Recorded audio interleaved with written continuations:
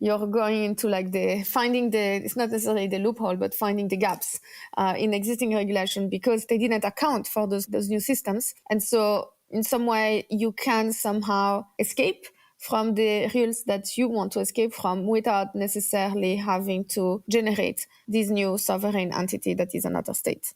Yeah, that's right. Because the way I think about it is that rather than just sort of wholesale trying to create a new state that's perfect, we should think at the margin. We should think about what we are trying to get more of and what we are trying to reduce and think about those as individual things. So, for example, let's say that we have a very bad currency.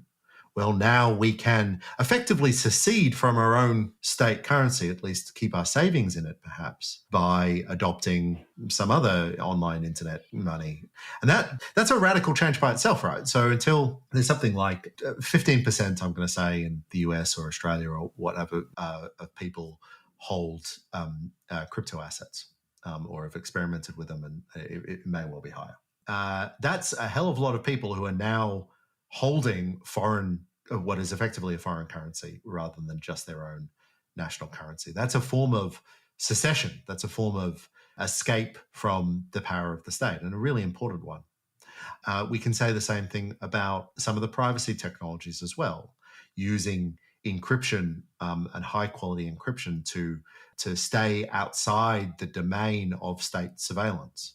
Again, no, I'm not suggesting that we're doing regulatory avoidance here. Even I'm not suggesting that we are breaking any rules. In fact, what we're doing is we are, as the libertarian movement would say, we are becoming ungovernable. We are starting to move into technologies that just aren't susceptible to traditional models of state action and regulatory power. And that's an exciting world that I'm keen to.